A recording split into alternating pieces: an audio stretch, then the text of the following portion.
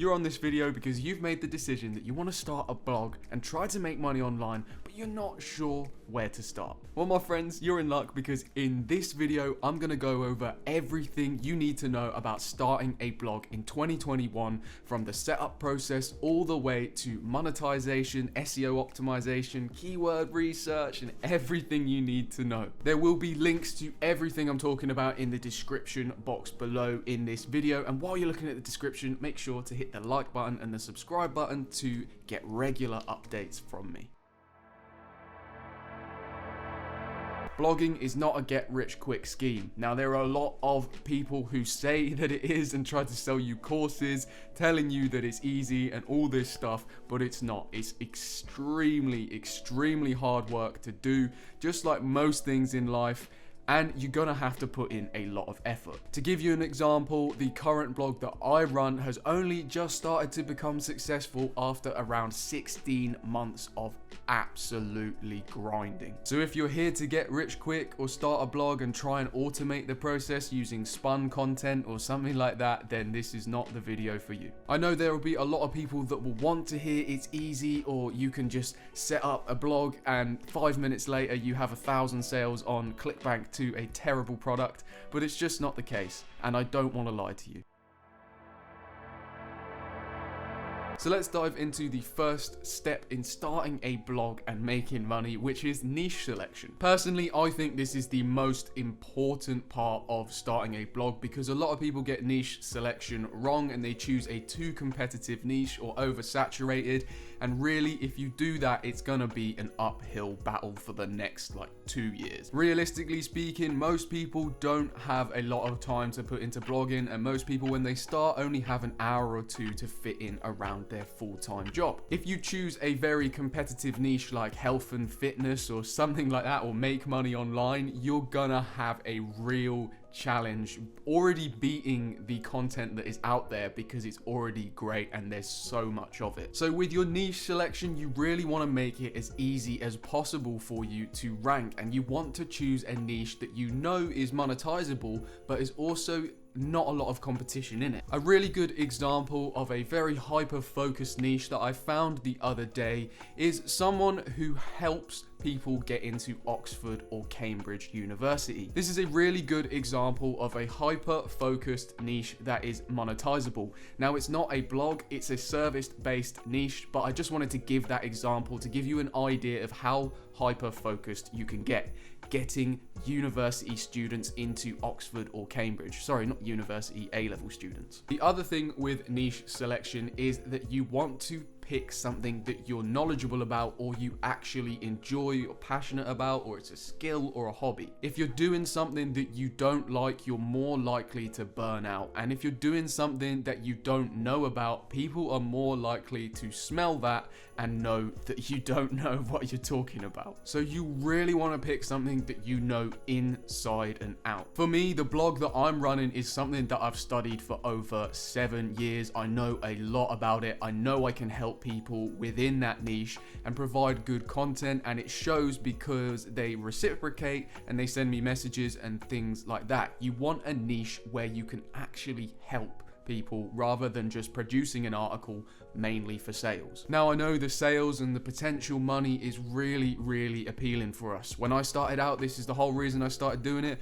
I wanted to make money. But the reason you want to pick something that you know a lot about is because you're gonna have to write so much content it hurts. For example, on my site at the moment, I have 180,000 words of content, and I'm making anywhere between £800 to £1,000 a month. So just to put that into perspective, that is the equivalent of 180 university dissertations. Point being, it takes a lot of time, a lot of content, and if you know the niche inside and out, you're going to be able to come up with good ideas for content, helpful ideas for content, rather than just churning out some terrible 500-word article that's going to help no one and not get a ranking in Google. The next thing I would personally focus on is how you're going to monetize that niche. So you've got the niche you want to write about, but is it actually going to make you money? You'll really want to work this out, because there's nothing worse than spending hours and hours on content or building a site for months and it getting no money or minimal money or minimal traffic. If you're passionate about it, it makes it a little bit less of a blow, but it will still hurt. I also want to stress this because it's something I ignored when I started up. I just chose a niche I was passionate about. Luckily, it is monetizable for me, but it's not as monetizable as other niches where I'd put in a lot less work. It could have been a lot easier for me to grow a site and actually earn a lot more money a lot more quickly, but I chose a niche that wasn't as monetizable because I didn't do my research. That's noob trap number 1. Do your research around monetization. Now you're probably wondering, well, how do I find out if it's monetizable or not? And the way you're going to do this is you're going to look at already successful examples of people in your niche. The likelihood is the niche you have chosen already has people who are successful within that niche. And this is the best way to research how you can monetize things and will help you as you go further down the niche selection line with different kind of niches to understand how you would monetize those niches. So search for a couple of questions that you would want answered if you were involved in this niche. Or search for product reviews of products within your niche that you really want to have a comparison of, or you want to find out whether they're good or not. Take a look at the top pages within your niche. So the top 3 search results, the top 5, and just have a browse through the page and see how they monetize the site. What you want to do is you want to click on a couple of links that they're recommending in the article, have a look at the end of them, and you'll notice whether it's an affiliate link or not because it will have an ID on the end of it. If it has a unique string of characters, letters, or numbers, or stuff like AID equals, then you know that's an affiliate link. And the destination that that affiliate link goes to, you can then look for an affiliate program on that particular site that it goes to. As you're finding these affiliate programs, make a list or a document or a notepad where you can paste these links in and say this is an affiliate program for this niche. Then you'll also want to go through these other successful sites within your niche, and you'll want to have a look through how they lay out their content and what the pages have on them. So for best product pages or review pages, you're not really going to find any ads on them. They're just going to be solely monetized through affiliate links. But if you have a snoop around the website and you look for more informational based articles, so what is, how can I questions, you want to click on these pages and check how they're monetizing them, and they'll usually be done through display ads. Now you can use either AdSense or you can use other display ad programs, but in the beginning you're probably going to only be able to apply for AdSense. And even with AdSense, they have some application requirements before you get accepted by them. This means you're already going to have content on that niche site in order to apply for affiliate programs or ad networks. So in this stage of it, you're really just doing research to see the options for the future about whether you can monetize it. Another thing I would do in this process is I would take the URLs of those niche websites that you've found and paste them into something like Ubersuggest or the Moz free tools to do some basic analysis of how much traffic they're getting, how many links they have, and all that type of stuff. If you can see that they're getting a lot of traffic and they've been growing over time, then it's a good chance that the niche is a niche you could be successful in too, because other people have also been successful. Monetization is very important, so make sure you find out how to monetize your site before you actually start writing content if making money is your ultimate goal. And that's an absolutely fine reason to be doing this for. I think there's been a lot of people guilting people about not getting into certain things because they're just doing it to make money, and oh, you should do it for the passion and you should do it because of this to help people. It's like, we live in a capitalist society. Come on, most of the reason most people do stuff is for money.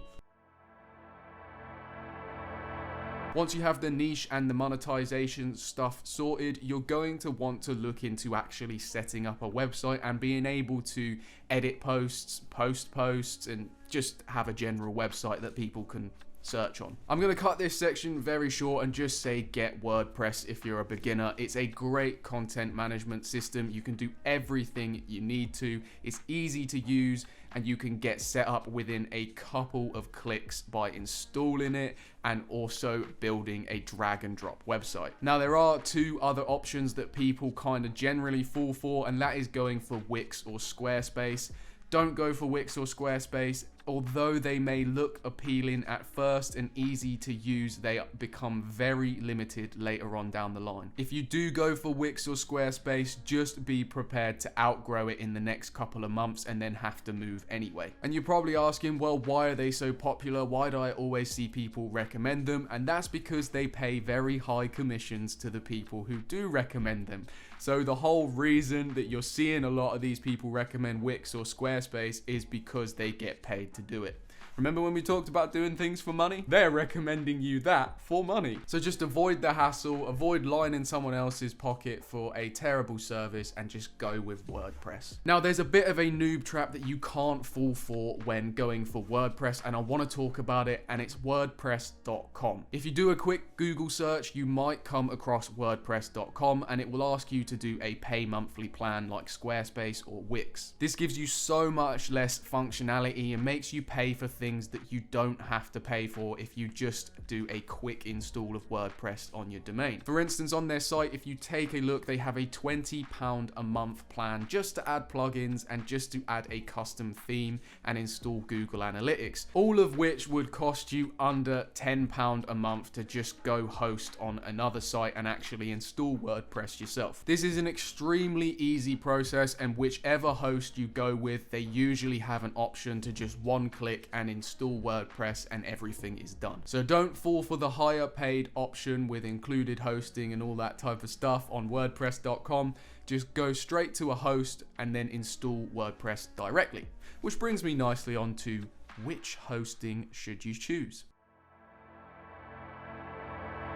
If you're looking to get hosting, I urge you not to fall into the trap of going down the Bluehost route. Like with Wix and Squarespace, Bluehost have an incredible marketing budget, and they also have an extremely high paid commission program. Bluehost are generally a very bad host to pick, and I fell for this trap when I started, so I don't want you to fall for it, because I basically just bought Bluehost hosting and then 2 months later, I just changed. The reason you will see people recommend them on YouTube or on blogs or things like that is because they have an insanely high payout for their affiliate program. They have one of the highest paying affiliate programs in the hosting space, but they are the worst host. There are 2 hosts that I want to recommend in this video that are absolutely incredible, and I have personally used both. Number 1 is Cloudways, who I'm currently with, and are absolutely fantastically quick, and they're just great. The second one is SiteGround.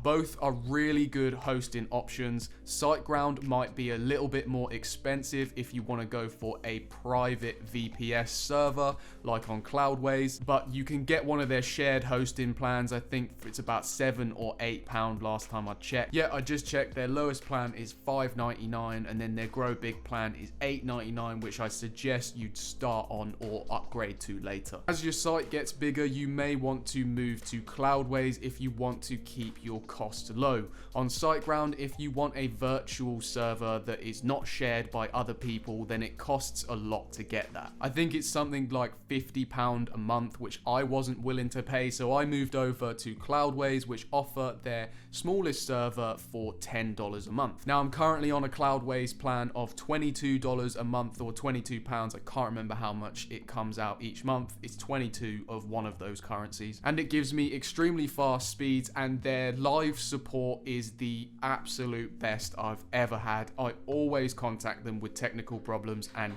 they solve it within a matter of like 20 minutes. Whichever service you go for, SiteGround or Cloudways, you will receive a very good experience with both, and you won't have any problems. Personally, I think Cloudways is better than SiteGround, and I'm sticking with Cloudways, but you can choose either one. There are links in the description, and they are affiliate links. I'll be totally transparent. If you do want to help support, then use them. If you don't, just use Google search, go to Cloudways or SiteGround. Either way, you get good hosting. Now, the next thing I want to go over is buying a domain. A lot of people, when they first look to buy a domain, will come across a great website called GoDaddy. well, it's not as great as you think. I've bought from GoDaddy personally before, and the year after, they made me renew my domain for more than I bought it for, and they also made me pay for extra things like who.is protection. Who.is protection is very, very important, because if you don't want random strangers on the internet being able to reverse search your domain and find all your details out, then you're gonna want who.is protection. GoDaddy makes the domain buying process quite expensive, and I wouldn't suggest going with them at all if you're new to this. So where should you go to grab a domain? If you are starting out with blogging, I would personally suggest going with either NameSilo or Namecheap. I personally went with Namecheap for 2 domains, and they're extremely cheap. They throw in who.is protection for free, and the SSL costs something like £3.52 a year. In total, my .com domain cost me £9.35 to renew, and it cost me £9.35 each year. And then on top of that, if I want to buy an SSL certificate, then I can for an extra £3. But if you go with Cloudways hosting, they actually include SSL for free, and they renew it every single 90 to 180 days over on Cloudways. Since I've been with Cloudways, I haven't bothered updating the SSL over on Namecheap because it's already included in my hosting plan, which costs like $22 a month. So you'll be able to grab your domain for as little to $8 to $10. Then on top of that, if you want SSL, you can go for £3 extra on top of that. You don't need SSL, but it just makes your site a lot better, and it actually makes it look a lot better in terms of Google as well. I would definitely invest in an SSL. Then once you've chosen where to buy your domain, either NameSilo, Namecheap, or GoDaddy if you so wish, you're going to want to make sure you have a domain name that is good, hasn't been used before, and is also specific to your niche but not laser targeted. So what do I mean by laser targeted? What I mean by that is if you are setting up a niche site around hunting and you specifically called it best air rifle scopes. Now, I'm not involved in hunting, so I don't know if you hunt with air rifles. That was an assumption, but calling your site best air rifle scopes, which I have seen, it's a real site, you can go Google it, limits you to what you can write about. You can only write about the best air rifle scopes, and that is just extremely limiting unless you just want a site that's going to be up for a couple of months, couple of years, and then just die down eventually. Then you don't really want to go down this route. So now you've got your domain and you've got your hosting. All you have to do is install WordPress, and then you can get onto the theme selection. Now, a lot of other videos that show you how to build a blog or tell you how to start a blog will recommend that you purchase a theme. Why is that again? Because they get an affiliate commission. Realistically, when starting out blogging, you don't need to purchase a premium theme. I personally did because it made the whole web design process a lot easier for me and I could drag and drop, but I would actually advise against buying a theme since having bought a theme. The reason for this is I didn't really know what I was doing. I bought a theme and it hasn't really kept up with my needs. It's a very slow theme and it's kind of outdated, and now I have to completely rehaul my website, and everything I have designed has been specific to that theme. That means I'm having to completely redesign the whole website from scratch in a completely different page builder, which is Elementor, when I could have just done that from the start. So if you purchase a theme, it is a quick fix, but if you're looking to upgrade in the future from that theme or change your website in the future, which you will eventually do, then I would advise against buying a theme. There are 3 great themes that are free and you can use right now with Elementor, which means if you ever change your theme, the stuff you designed with Elementor will stay there. And I'm going to list them now. Number 1 is Ocean WP. It's one of the fastest themes and it's one of the most popular themes among bloggers to use. And it's free, which is great. And you can use it with Elementor and you can get some premium add-ons for free as plugins and design your website to look pretty cool with no knowledge. The second one is Hello Elementor, and this is my favorite out of the 3. I said it second, I don't know why, but we're just gonna go with it. Hello Elementor is actually faster than Ocean WP in load times and is built as a specifically blank canvas to be used with Elementor. Now, the reason I think this is the best personally for people starting out is because if you don't know anything about code or website design, Elementor is a really easy drag and drop solution that you can use to build websites very quickly and they look good. I've built some pages that look incredible, and without Elementor, I would not have been able to do that. And the fact that there is a theme specifically for Elementor with no bloat or anything to slow it down is just a clean slate for you to basically design on is fantastic for a blogger starting out. Woo, that was a mouthful, but it's good. The third one is Astra. Now, I haven't personally used this. I've played around with it a tiny bit, but I'm recommending it totally on the basis that pretty much all of the bloggers that I know within this niche who I trust and don't try and get your affiliate commissions recommend Astra. It's also completely free, but they do have a paid option if you do want to upgrade. I'm not really sure of the functionality between the free and the paid version, but I know a couple of bloggers within this niche only use the free version for all their websites, and it has the full functionality they need. Either one of them, Ocean WP, Hello Elementor, or Astra, are going to be very, very good for you if you're starting out. Personally, I would recommend going with Hello Elementor and just building your whole site on Elementor, because that seems the way forward. Elementor works with literally mostly every theme, so you wouldn't really have any issues changing between themes in the future like I am now. After you've installed your theme, you'll probably want to get some WordPress plugins. Plugins are really great if you don't know how to code and you want to extend the functionality of your site. You can install plugins for product boxes and product review plugins. One great one is Ultimate Blocks, which I use, and it has some really nice designed buttons that you can change over the bog standard WordPress ones. There's also some cool stuff like table plugins, which lets you import tables that you've made in Excel of maybe product comparisons, and allows you to search those tables and design them using CSS to make them look a lot better than a normal table. Some of these plugins will be paid, but they are totally worth it in my opinion, as opposed to a theme, because the plugins will actually help the functionality of your site, whereas the theme won't really. One particular plugin that I pay for is called Thrive Leads, and Thrive Leads basically acts as an email sign up piece of software, and it cost me like $25, and it's one of the best things I've bought for my website. So some plugins will be worth purchasing, some are better just downloaded for free, but you'll find a whole list of different plugins. One in particular I would definitely get is a caching plugin, because it will speed up your website. There are tons of tutorials on YouTube about how to set up a caching plugin. Just get W3 Total Cache and then just look up how to set it up basically. After you've set everything up, you're going to be needing to add content to your website. Once all the home pages and design is built and everything like that, you're going to want to add some content. So in comes your keyword research. You don't just want to go over to the WordPress editor and write any old thing. You want to write stuff specific to terms that people search for, so you can actually start generating traffic from the Google Search Console and search algorithms. Not search algorithms, sorry, the organic search. Now, when you mention keyword research, a lot of people talk about getting paid tools like Ahrefs, Moz, SEMrush. Now, you don't need them at all.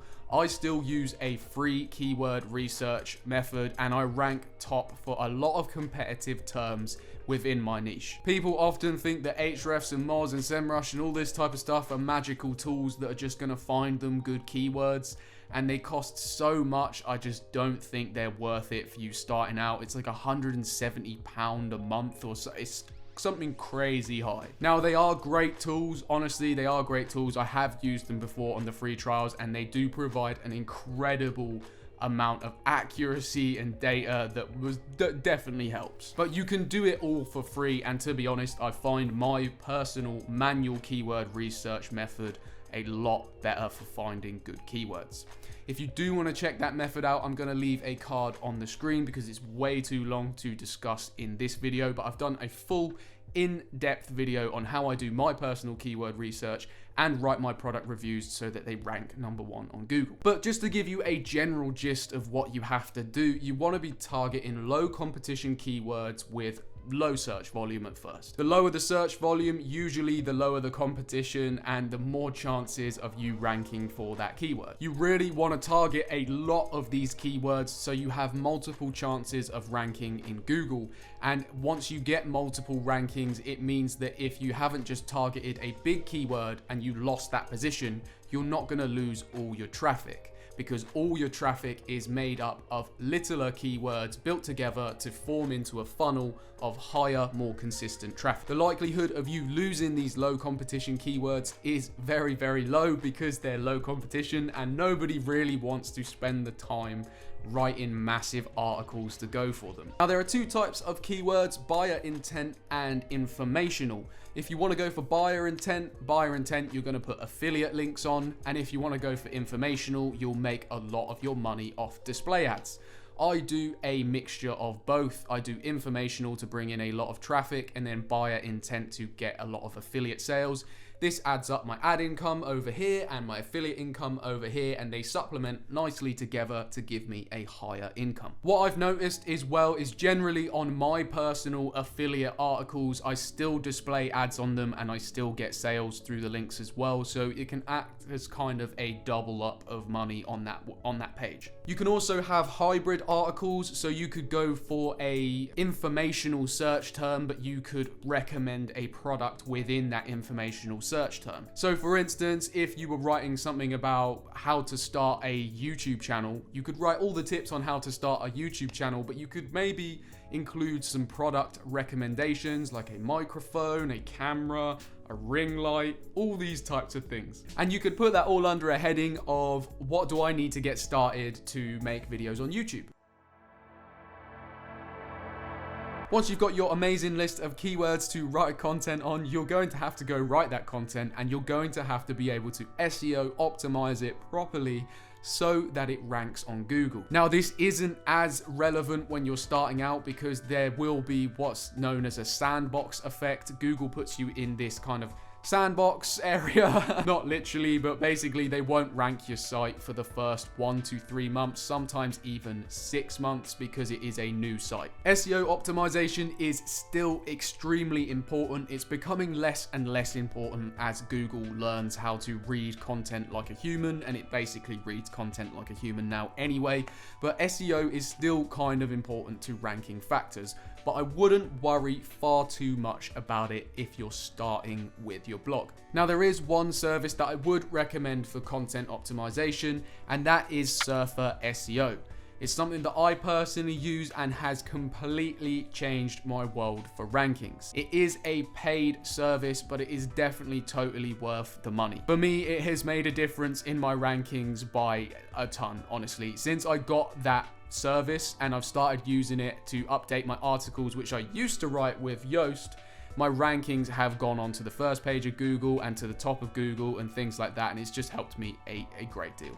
If you're starting out and you're just a beginner, starting your very, very first website, I wouldn't recommend you get it, but later on down the line, if you do want to start doing SEO optimization and content optimization, I would go for Surfer SEO personally. You can try out their services for 7 days. It's great for keyword research and content editing, and also doing SEO audits of your website to see if everything's in check.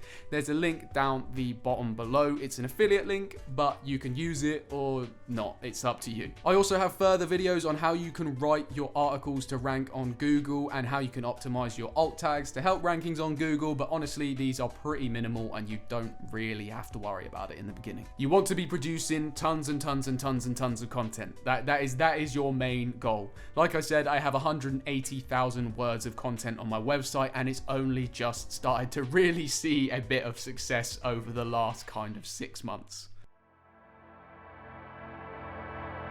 The last thing I want to go over is promotion. So you got all your content out there. How do you promote it other than trying to go for keywords on Google? Now, social media is really good for this. I find you don't really need to focus on this in the beginning, and it can act as a kind of shiny object syndrome and like, oh, I need to do this because it'll get me lots of traffic, when it really doesn't get you that much traffic. I would just focus on the content, really. This is a trap I fell into. I would just focus on content for the first 3 to 6 months and just churn it out. Just get it done, get it out there so you can get some organic rankings. Now that being said, social media can really help you actually rank a page, and social signals have personally helped me rank for a very competitive Black Friday page because I posted it everywhere and it went viral on most of the Reddits that I posted it in and the Facebook groups that I posted it in. Now I have a full video on how social signals work and how they actually help your website, which I'll put on the card on screen now. So if you want to go check that out, then be sure to go click it right now. But just to let you know, it's not the social signals that make the difference. It's the influx of traffic to your website and then the metrics that they give you on that page that actually make the change in rankings. If they're not spending a lot of time on your page, then you're not going to increase those rankings. So if you buy likes or comments or things like that, it's not going to work. Personally, if you do want to continue with social media promotion, I would focus solely on Facebook groups and Reddit subreddits. This is where I've personally seen the most success, and if you actually get a viral post, it kind of stays there for a long while on Reddit. It stays there for around 24 hours, whereas on Facebook, it doesn't stay too long. These will also be very highly targeted US, UK traffic, and basically traffic that's gonna have money to spend and buy your products, and that traffic, if it's coming from the US or the UK, will be worth more in ad revenue. I wouldn't really bother with Instagram because no one really tends to click the website on Instagram. It can work for some people, but honestly, the amount of website clicks you get on Instagram versus the amount of work you have to put in and the amount of followers you have to have is insane. Other than that, Pinterest is pretty good for blogs. If you've got a niche where it works well in, such as fashion or health and beauty, then Pinterest is going to work really well for you. But if you're doing finance, I don't think it's gonna do very well on Pinterest. Really and totally, all you want to be focusing on is getting traffic from Google search. Then once you have that traffic from Google search, try and make some good content with stuff like content lockers where you can get people to sign up with their email for a free download or something like that to move your visitor onto an email platform. So if you lose your traffic on Google, you've still got your email list. Then once you start getting a steady flow of organic traffic from Google and have a decent email list built up, then I would start looking at social media promotion. Most important takeaway from this is focus on your content above everything else. Make it so high quality that people want to share it. Once you have that high quality content, then post it to social media and you don't really need to do anything. It will just go viral in groups or it will go viral on Reddit, and because it's helpful content basically. And here's a bonus tip for you. If you go down there and turn the like button a crisp blue, you'll make me a very happy man. And also if you hit the subscribe button and hit the notification bell, you'll be able to get extra updates from me with all this great knowledge for you on your new blogging journey. Good luck. I hope to see you soon here. If not, fair enough. Farewell, and I'll see you soon.